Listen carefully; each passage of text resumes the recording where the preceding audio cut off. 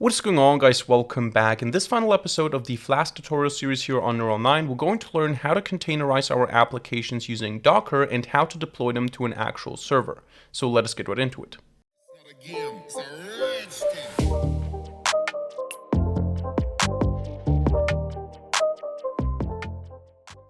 Alright, so finally we're going to learn how to deploy our Flask application to an actual server on the internet. And we're going to also learn how to containerize our application using Docker in order to do that.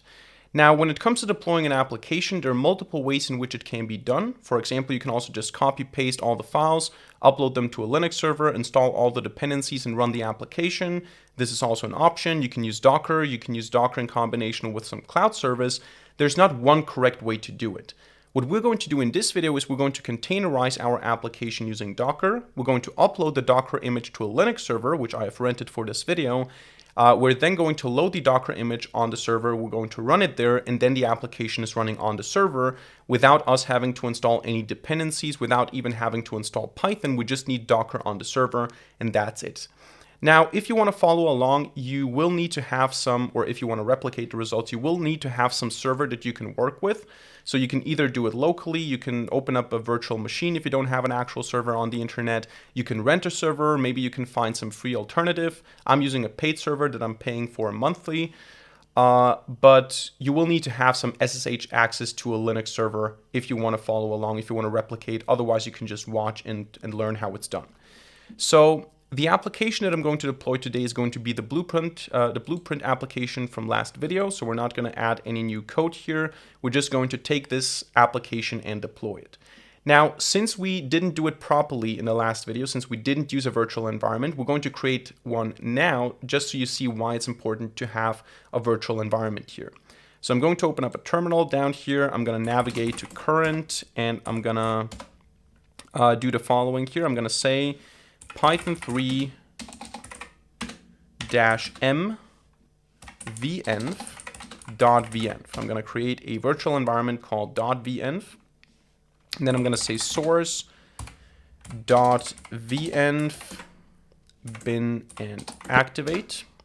As you can see now, I'm using the environment. And if I try to see which packages I have installed, you can see I have no pip packages installed here. So what I'm going to do here, because we need it for the application, is I'm going to say pip3 install Flask SQL Alchemy, and Flask migrate.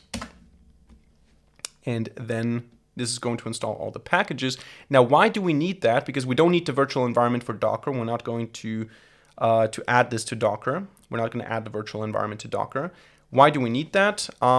Because now, if I have been working on this for maybe months, I will have all the packages relevant for this project in this virtual environment. And I can do pip3 freeze, and I can see all the packages with the versions that I have to make this work. So I want to have these exact versions to have the exact behavior of my application. So what I can do is I can say pip3 freeze, and then requirements.txt. And now what I have here is a requirements file with all the packages and all the versions that I need to make it work on any system, basically. This is the exact configuration I have in my virtual environment with which it works. Now, for the sake of simplicity, what I'm going to do is I'm going to delete, first of all, I'm going to delete this. I'm going to delete the database itself, and I'm going to delete the migrations just so I can start from scratch. So the application is still here. We still have all the blueprints, all the files, but we don't have any data already in there. So we're going to deploy an empty application without a database. Now, what do we need to do in order to turn this into a Docker container? What we need is we need to have a so-called Docker file. So I need to go up here to current. I need to right-click, and I need to say Docker file. And this Docker file now will have the instructions that are necessary to build the image, to build the Docker image. So the first thing I want to do is I want to specify the Python version. So I'm going to say from, and then I'm going to say Python 3.10. I'm going to use Slim and Buster here. So this is the Python version that I'm going to use here, 3.10. This is the one that I used during development as well. And now we need to say, okay, what exactly has to be done to make this application work? First of all, let's define a working directory. Let's call the working directory Flask app. like this. What we want to do here is we want to copy the requirements.txt file. So we want to say copy requirements.txt, and the file should be requirements.txt in the container, in the Docker container as well. Once I have requirements.txt in the container, what I want to do is I want to run the following command: pip3 install -r requirements.txt. Now, if you don't know that, pip install -r installs the dependencies from a requirements.txt file. So it's going to install all these packages with these versions, with these exact versions. Now, once I have all the dependencies installed, I can just go ahead and copy all the files of the application. So I can just do copy everything to everything. So, or current directory to the current directory on the server. So copy everything that's in this directory and place it on the server as well. Now, we don't need the virtual environment. We can delete that. I think it has read only, so I need to delete it in my my files application here. But we copy now all the files, all the blueprints, templates, run file, and all that. Also the requirements file. We copy all this into the container, and then we change the work directory to Flask app and then /blueprint app. Now, why do we do that? We do that because we need to run some commands. Remember, since we're working with databases and we don't have the database here, we need to run all these Flask DB commands, and we have to run them inside of this directory, because if I run them here, they're not going to have any effect. I have to run them in here where the app.py file is located. So I have to change the working directory, and then I can say run Flask DB init, run Flask DB migrate, run Flask DB upgrade. And then I have to change back to Flask app because, of course, I need to run the following command: Python 3 run py. This is running our application. And that is the Docker file that we need to create our image for our application. So what do? We define a Python version, we define a working directory, we install the requirements, we copy all the files, we go into the application, we do all the Flask DB commands, we go back and we run the py file, the run py file. That's basically what we need to do here. Now, in order to actually turn this into an image now, we need to use our command line. So I'm gonna open up my terminal here. I'm gonna navigate to the directory here where the Docker file is located, and now we need to use Docker in order to build the image.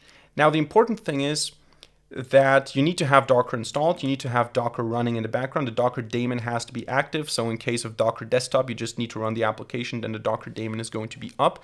I'm not going to spend any time here now going through the installation process of Docker or showing you how to get Docker onto your system. First of all, it's not that complicated. Second of all, I think I have a video on this channel already where I do that.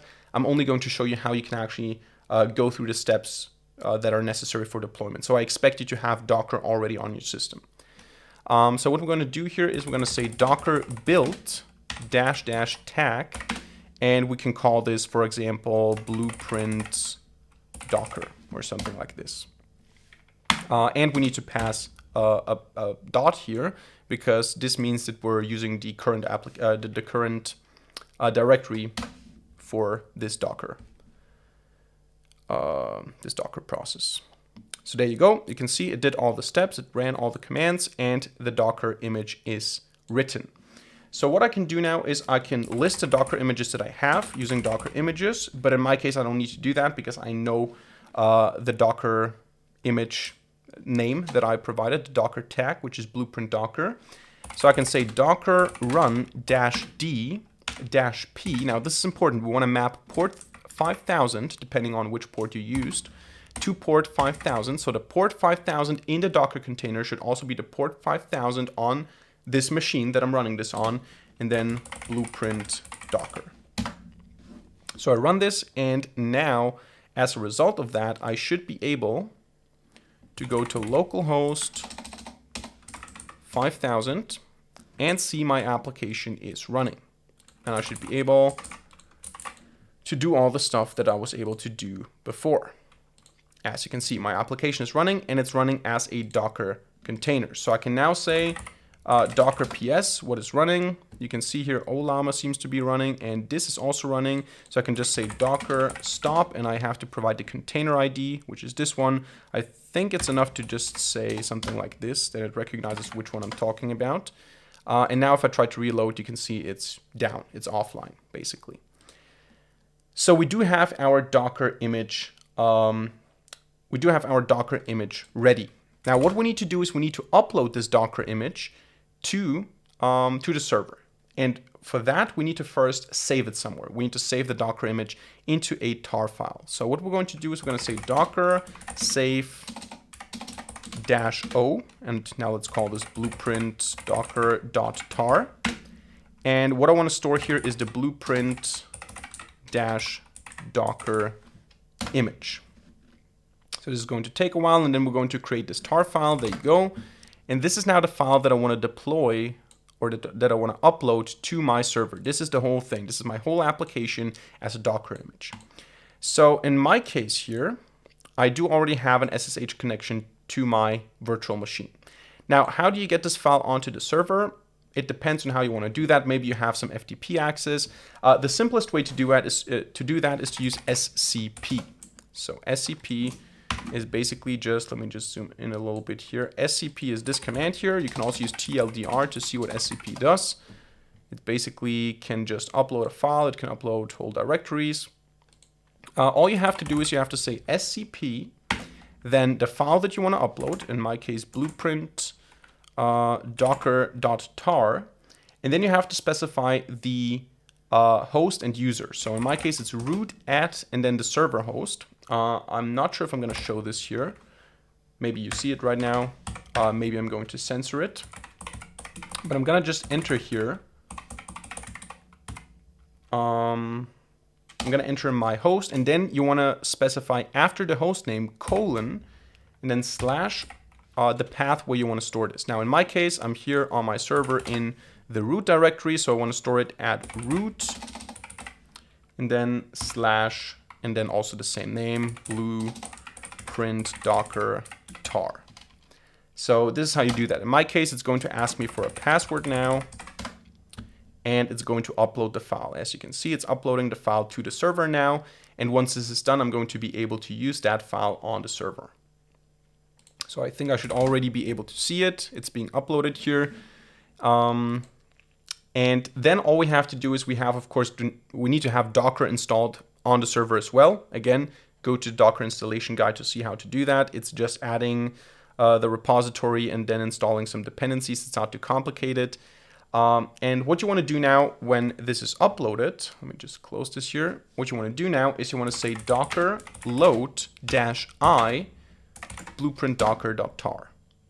And then I have the blueprint docker image on the system, and I just have to say docker run and then blueprint docker. Or actually not just run, sorry.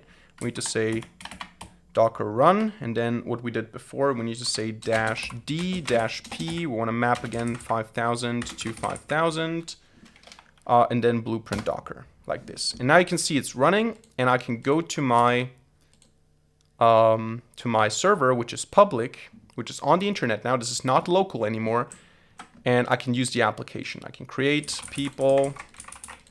There you go. I can use the application. The Flask application is now deployed on an actual server using a Docker container.